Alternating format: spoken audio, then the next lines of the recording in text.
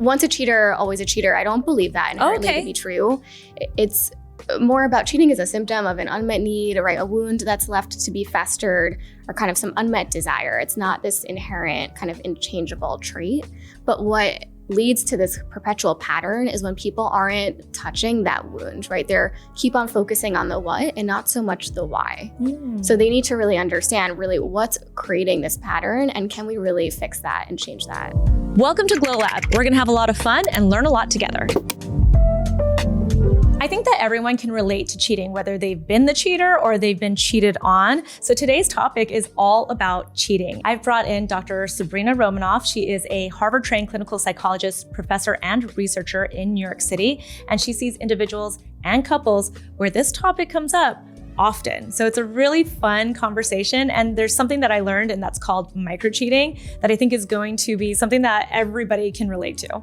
Okay, this topic is a topic that I think everyone can relate to. But first, give us a little bit of background so that people know who it is that they're hearing this from. Absolutely. So my name's Dr. Sabrina Romanoff. I'm a clinical psychologist here in New York City.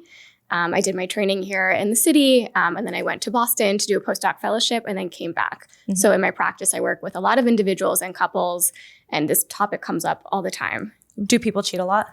People cheat a lot, but in this new digital age, cheating looks different than what it used to be, right? It used to be crimes of opportunity after work at a happy hour. Now it's kind of any moment from morning to night. Yeah. Can you define cheating? So cheating is so much more than just crossing that physical line.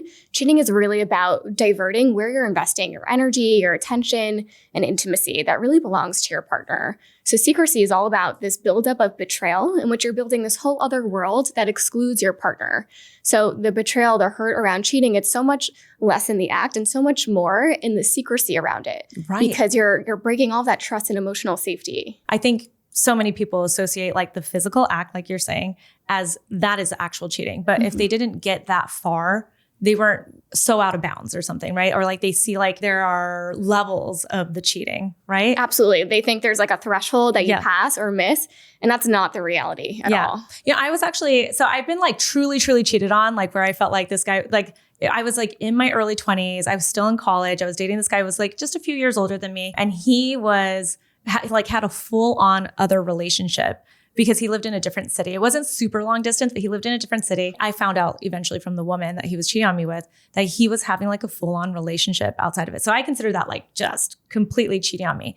But recently I was dating a guy who I found out was messaging other girls. And he was like, I was just flirting. What do you think about these like levels of cheating? I see it all the time, and it's so important because cheating, sometimes people liken it to magic. If you don't see it, you can't believe it, which is not the case at all. There's so many shades of gray when it comes to cheating. So the darkest shade of gray is physical cheating, right? The most tangible, like having sex with someone else that violates the boundary of your body and that contract you make with your partner. Another type of cheating is emotional cheating, right? So who we give our mind and kind of our thoughts to, our whole inner world is being violated. Emotional cheating, it's kind of covert. It hides in plain sight. Yeah. And then the last one, micro cheating. And that's where we see all over the place. It's very small, kind of insidious accumulation of seemingly insignificant acts, right? Like a DM slide. And it's really harmful, not in a vacuum, but over time, because you're dividing your loyalty between your partner and all these other people. Yeah. Micro cheating. I feel like I've started to see that pop up a little bit. So micro cheating is really these small acts that you're basically hiding something from your partner. It's the idea of kind of keeping the door cracked in all these different connections, right? Like a DM slide, a like, talking with your ex on a friendly basis, or that like flirty relationship you have with a coworker. But all of these examples are just under the radar of culpability. So if we took this micro cheater and kind of put them on trial in court, we couldn't prove that they're guilty beyond a reasonable doubt, right? There's always this like plausible deniability that they maintain, which is why the gaslighting is so strong in these instances. Well, what causes people to do this? That's a question I see played out constantly, right? One person cheats, they come into couples therapy and they want the why. I also work with individuals who are in these seemingly happy relationships, but they can't stop this compulsion to cheat outside the relationship. And what I found over time is that it's not about wanting to find another partner. It's about wanting to find something different in yourself. So a lot of people cheat not because they want someone different. They want to feel something different. It's like this very clumsy way of emotion regulation, right? They're trying to gain access to this part of them that they don't really feel like they can have either at home or within themselves or their partner. So it's kind of like this inverse mirror. When I ask cheaters very directly, like, why do you do this? What do you get? They usually say, I feel so loved, valuable, powerful. I feel really wanted. And that's a mirror of what they're really not getting in their lives. Do you think, though, this is something that could have been avoided in that relationship? Like if they had spoken with their partner and their partner was receptive to what they're saying to them, is that something that could have maybe been fixed? In an ideal world, absolutely yes. But people are rarely that self-aware. We are subconsciously playing out all of our wounds that we're not really touching under the surface. So what are the common things that you see happen? Like, is it usually a physical act or is it more of this micro cheating? It's more, well, what drives people to come into therapy, that's like the end stop, right? Before you're going to call it quits. So usually it is a big betrayal that brings people in, a financial betrayal, physical one. But usually when you talk to these couples, the partner who does feel betrayed says that they will feel that withdrawal of energy, of attention, of intimacy way before that big event. Because intimacy really unravels in the micro moments, not the big ones. That is such a good point. Will you give examples of that? I know what you're saying, but just so everyone can understand what you're meaning. So it's examples like texting an ex or kind of having this friendly relationship with girlfriends that are platonic. But it's so important to trust your instinct because these are moments where alarm bells are going off and you're noticing that something is shifting, right? Your partner is shifting from you being their main confidant to now this other person and you're kind of second fiddle. Yeah, that makes sense. Do you believe that we do get like this gut feeling that our partner is doing something when they start cheating? Absolutely. And women specifically do. There's this incredible book, Women Who Run with Wolves by Clarissa Pinkola Tez. It's one of my favorite books I've ever read. And it all speaks to how we have these guttural instincts, especially as women. And we need to listen to them, right? That's passed down to us for survival and for good reason. What do people come in and tell you? Like, oh, I started noticing he was doing this or she was doing X, Y, and Z. Like, what are these conversations? Here's the issue. It's not so much in the content, it's in the process. And that's why it's so important for us to trust ourselves. You could notice that he's, meeting a friend for drinks, and that could have really different meaning. It's not really in the act, it's in the intention and the meaning behind it. So much, it's like, it's not the crime, it's the cover up, because what you do after that act, it speaks to your intent around it. That is so interesting. And you're finding that it's happening more and more because of social media and everything too. Absolutely. Social media has created basically infinite opportunities for this like leakage of emotional outsourcing and in different ways. First, like you can be emotionally cheating when you're on your couch, right next to your partner. Or on the other hand, it's much more public, right? There's this very clear digital blueprint of everyone you're following, everything you're liking and commenting. So it's so much more complex. What's just a connection and what's a betrayal? I'm newer to the dating world. I'm like a year out from like filing from divorce and everything. And it's just been so fascinating to see how things have changed since I got out of the dating world and now I'm back in it. And this is definitely a topic that I think I'm like newer to because social media was a thing like Facebook and stuff before I got married. But the access now is so different. Oh, it's the Wild West. There's completely no more rules of what dating used to be in the past. And I think that's what makes it so challenging. The rules of what we thought what made us feel safe. You used to have to go out of your home to cheat, right? It was like a late night happy hour that your partner maybe it was cheating. And now like nowhere is really safe. So it really speaks to why it's so important to have clearly defined contracts with your partner. What would that be? It means this is how I feel. This is what emotional cheating means to me. I'm not okay with you sliding into people's DMs or doing X, Y, Z. But how would you know? That's the hard part. And sometimes it's like you feel like you're on the same page until you're not. And that's why rupture often leads to repair. It's all about what happens after those moments. So what do you recommend to these couples that are coming in, especially if cheating's already happened, especially if the physical act has already happened? Can they really salvage their relationship? Absolutely. I've seen a lot of couples recover after betrayal, but first they need realistic expectations. That old relationship, it's dead. It's never coming back. The best they can do is rebuild something completely new, hopefully something more honest and authentic. And then they need to do 3 things. 1, the cheater has to disclose exactly what they did. A lot of cheaters, I find, they microdose the truth. They think, maybe they'll, metabolize it easier if I kind of give them these little breadcrumbs.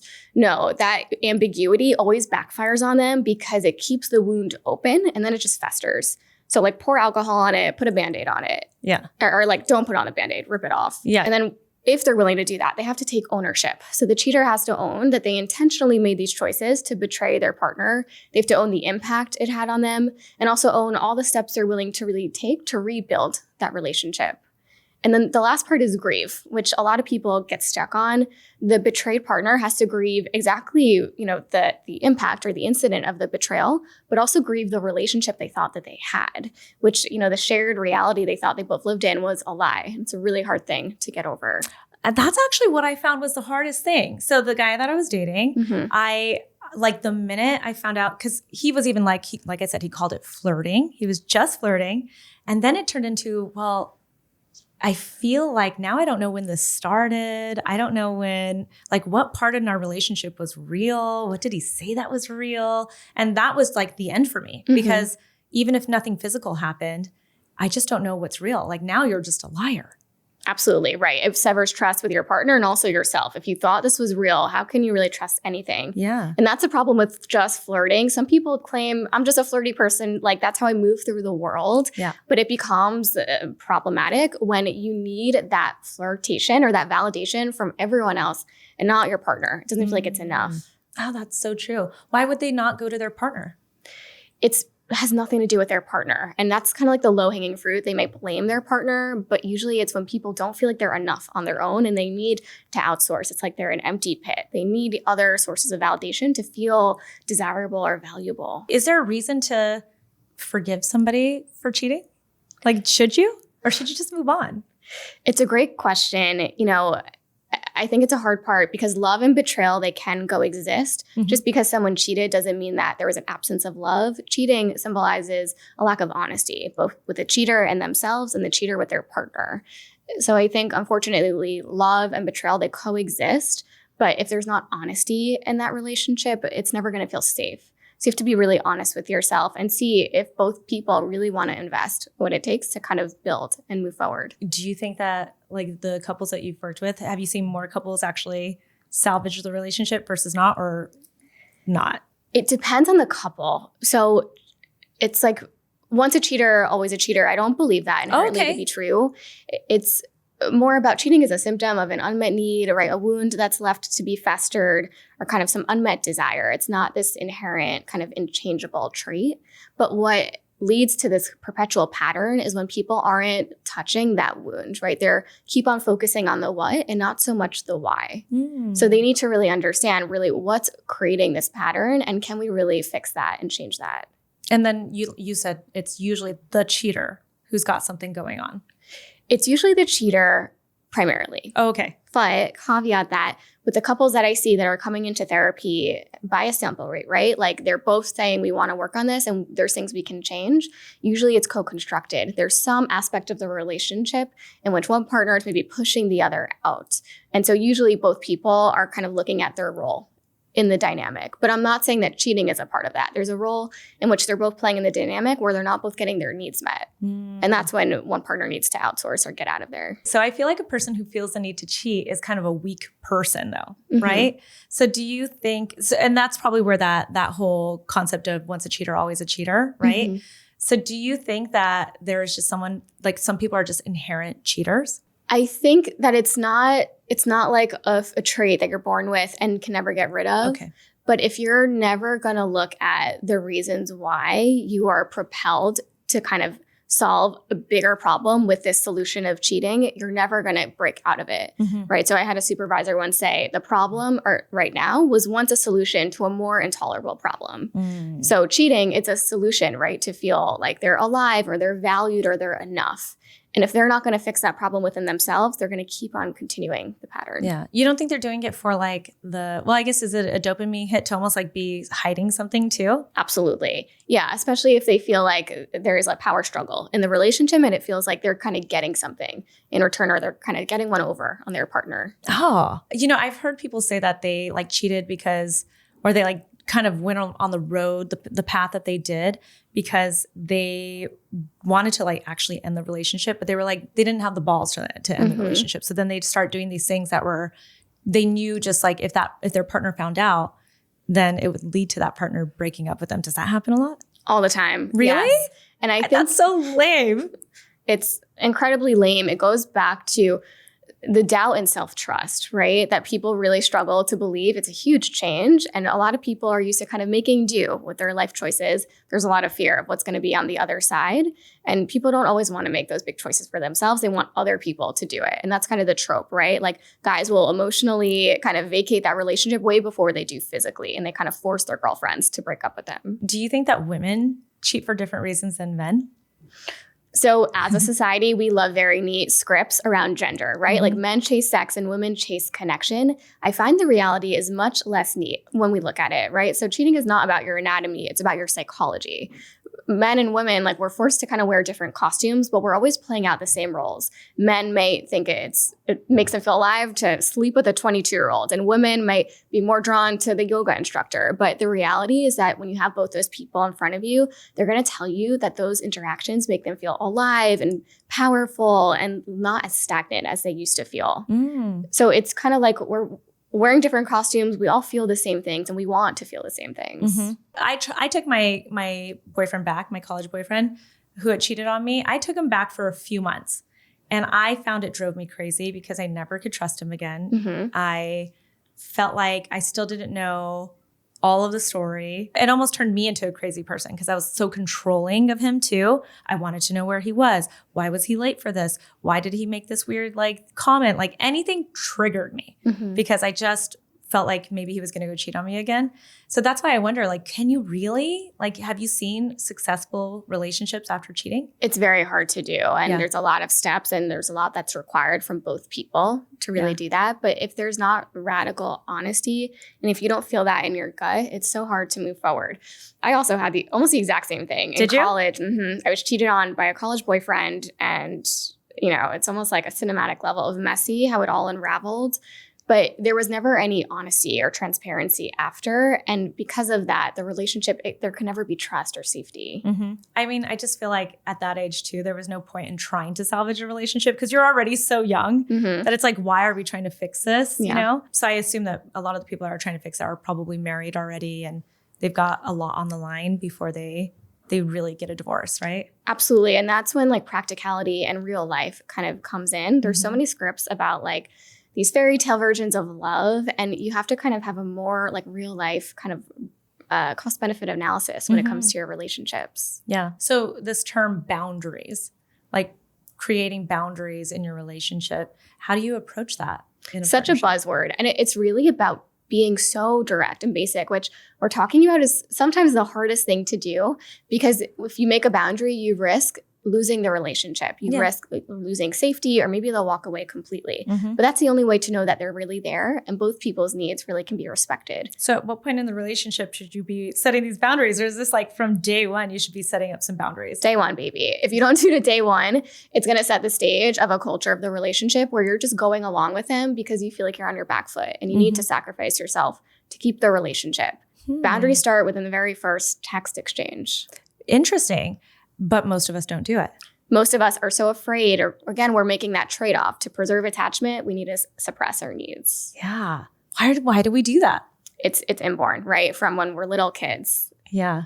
We're taught that we need to be kind of perfect and easy to love to get that love in exchange. So would there be any advice that you would give people to help them acknowledge maybe when they're starting to have these feelings that maybe they want to cheat, whether it's a micro cheating or an actual physical act? Is there something that we should be paying attention to inside of us? Again, I see it through the lens of a messy way to regulate your emotions and to gain access to something that you don't have in your life. So let's say you want to cheat with the coworker that you find attractive.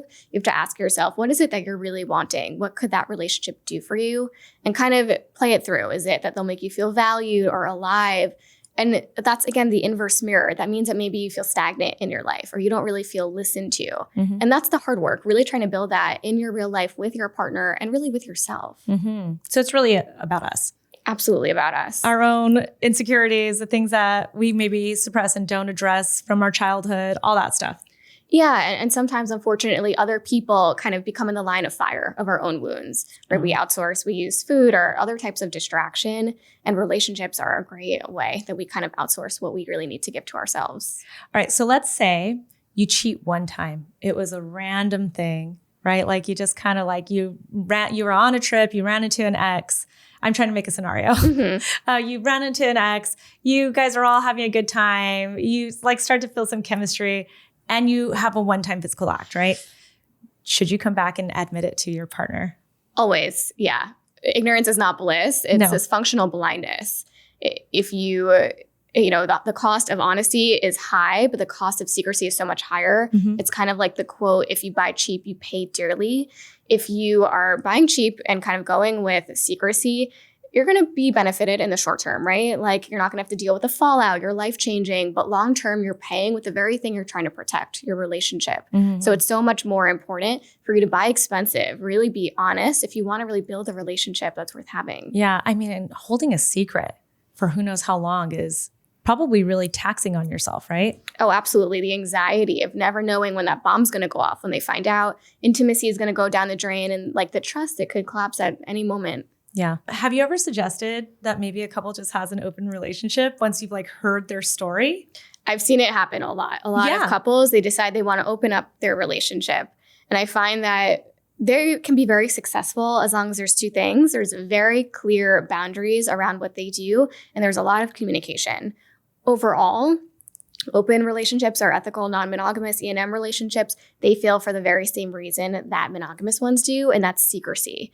So, for example, couples who practice E&M, they have very specific rituals after they open up the relationship. Like one couple I worked with, they would send out an email, like a briefing, and it would basically be by the minute exactly what happened. No, to like their partner. Wait, this is so fascinating. Wait, I don't know if I could handle it. Well, again, I absolutely could not, but it's the cover up, right? There's nothing being concealed here, and that's what makes them feel safe. Okay, so they say, here's who I met, how I met this person, here's what we did, and how it ended. In explicit detail. Oh, yeah. Oh, no, I couldn't do it. But you're saying that makes them, the other partner, feel like they know exactly what happened and they feel safe with that. Yeah, safety is that there's nothing to conceal. There's no guilt here. Okay. Usually when people open up their relationship, one partner's in the driver's seat, right? Like this is something they want to do. And the other partner feels like, okay, I can either choose to kind of leave this relationship and leave my partner, or I'll kind of go along for this ride. So they're grudgingly in the passenger seat. And then over time, that just kind of splits them further and further apart. So you find that open relationships don't really work? I find that for most couples, it really polarizes people. It's usually one person who wants it more than the other.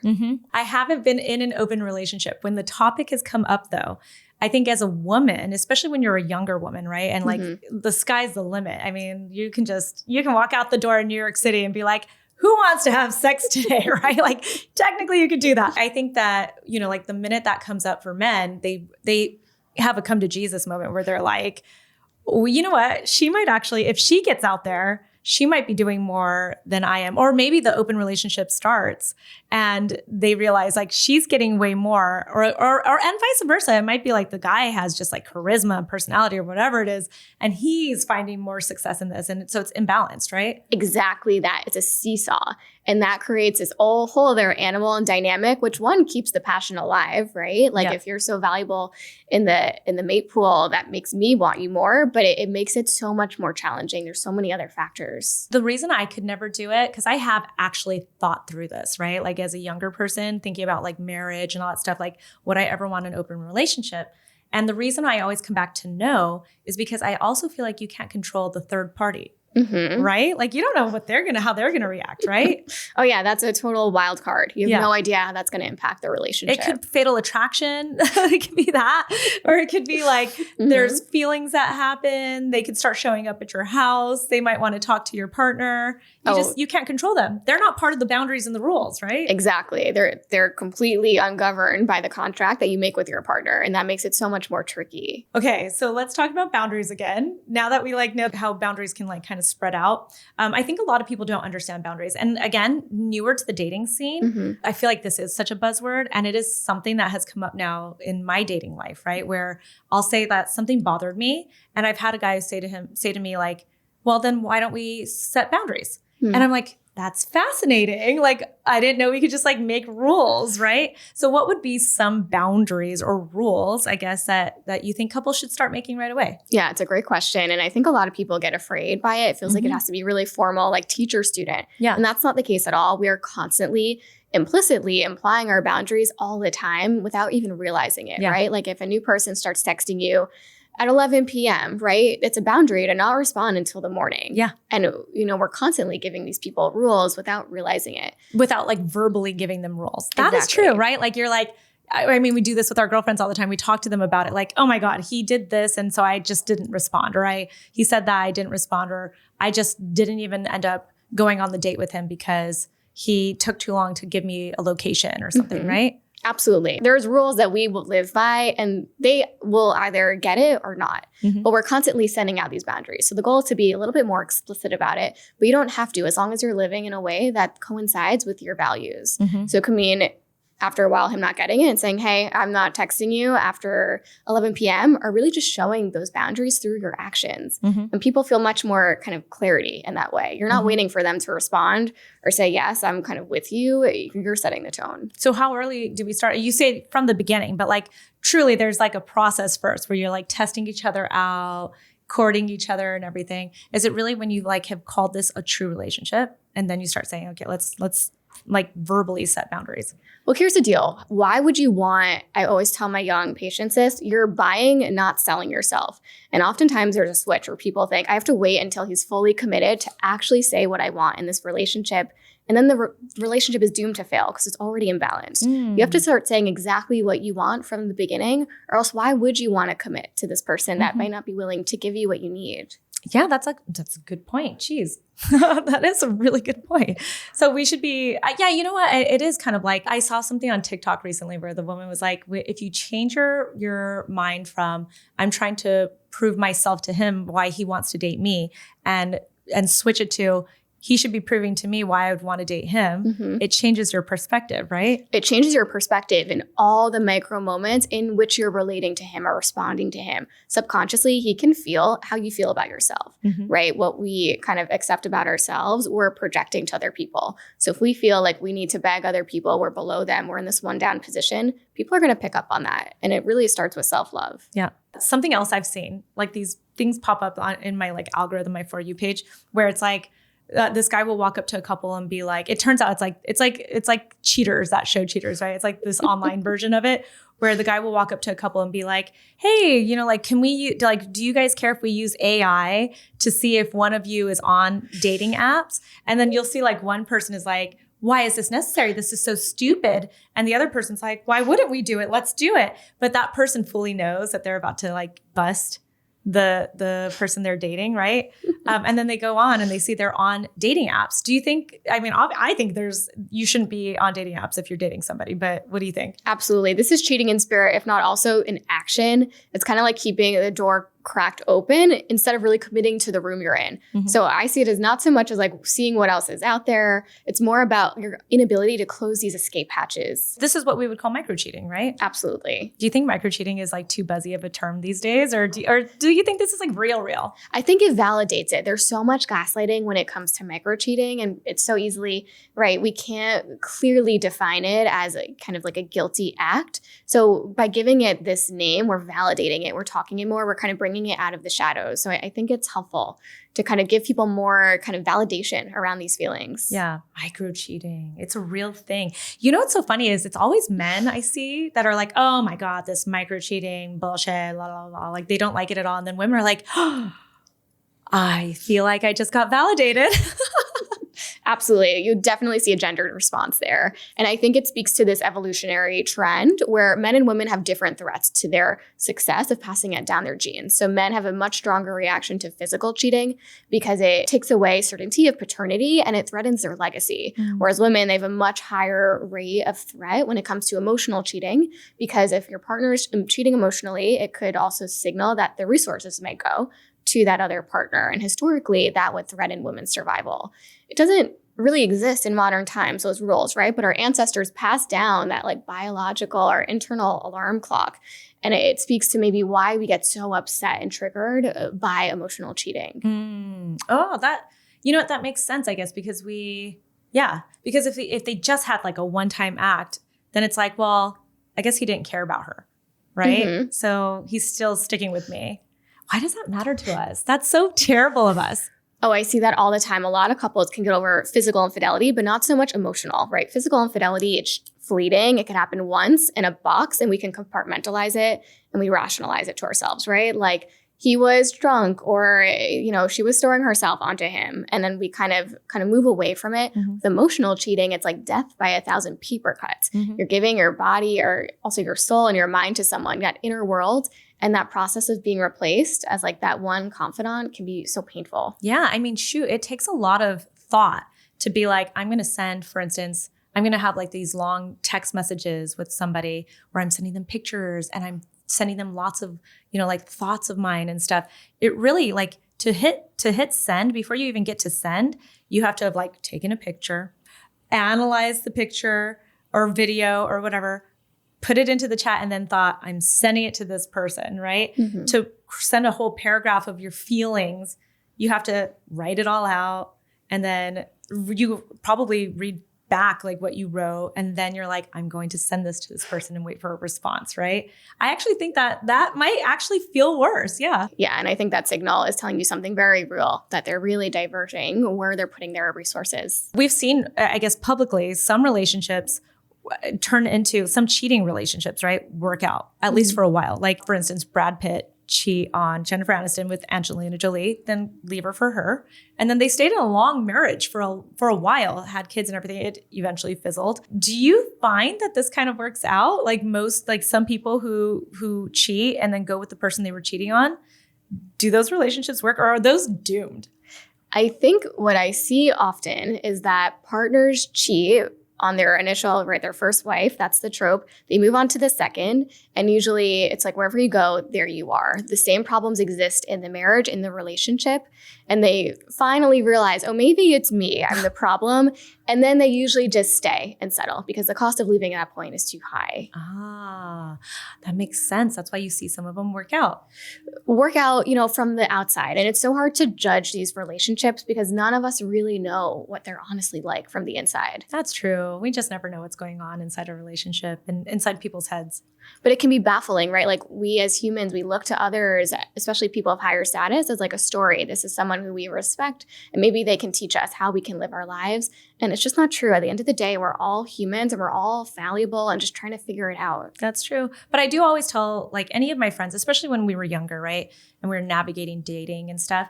Whenever they met someone like a married man or a guy that had a girlfriend, and they'd be like, we have so much chemistry. Should I like be the mistress or the other woman? I would always say to them, not if you, like, I wouldn't judge, like, whatever, you go do whatever. I'm not part of this relationship, but just know that if you want this to turn into a real relationship, I almost always find they don't leave the main woman, right? Mm-hmm. Absolutely. And also you have to be honest with yourself. Are you driven by the desire to be chosen?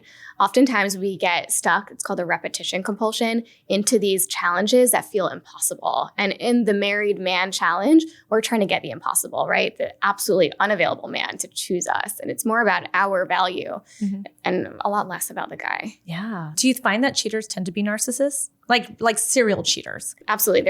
When there's a pattern, I see a lot of narcissistic traits. What would those traits be?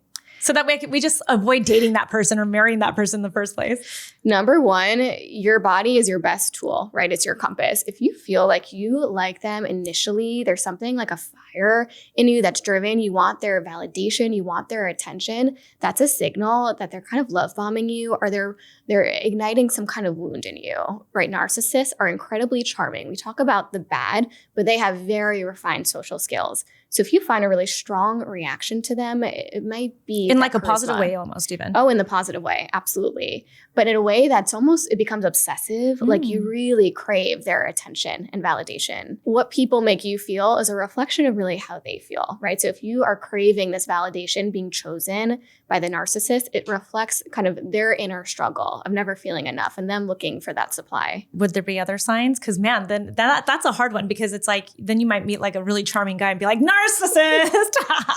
I don't want to like assign every cool guy like No. a narcissistic title. You have to also pay attention to how they make you feel, right? Are they doing things based on what they really want, or are they listening to you? One of the best tells a relationship with a narcissist, with anyone, really has this honeymoon phase and everything's great. And then the bubble pops, right? You're saying something that doesn't make you feel good, or you're setting a boundary and they absolutely don't listen at all. They push past it. And that's the biggest tell. Narcissists don't really create room for their partner in relationships. It's really their way or the highway. Do you find that they constantly make you think that it's like the gaslighting thing, right? Like they make you think that you're in the wrong? Absolutely. Yeah. So narcissists, they go around the world feeling like the ultimate victim. And because of that kind of fixed identity, that means other people are always the oppressor. Other people are always in the wrong, no matter what's happening. So it's very hard to live in their reality with them, to be in that relationship, because you have to kind of abandon your own. If you start realizing that the person that's cheating on you also is a narcissist, is that doomed? Like, should you like just try to get the hell out of that relationship? You know, it's tough because I see that all the time, and it depends on what you most value. A lot of people, they've got kids and they feel like they're so tied to the relationship and they will just make it work. But it's really about what you value. If it feels like you are constantly going against your gut every day, you have to really ask yourself, is this worth staying in? Yeah. Do you find that these people that stay in relationships like this, maybe it like affects their health and it affects their everything in their lives? Absolutely. The body completely keeps the score, the book Bessel van der Kolk, and it's absolutely true, right? My grandmother says, like, the happiest people are the ones that live longest. They don't live against their biology. They really trust their gut and they live according to their values.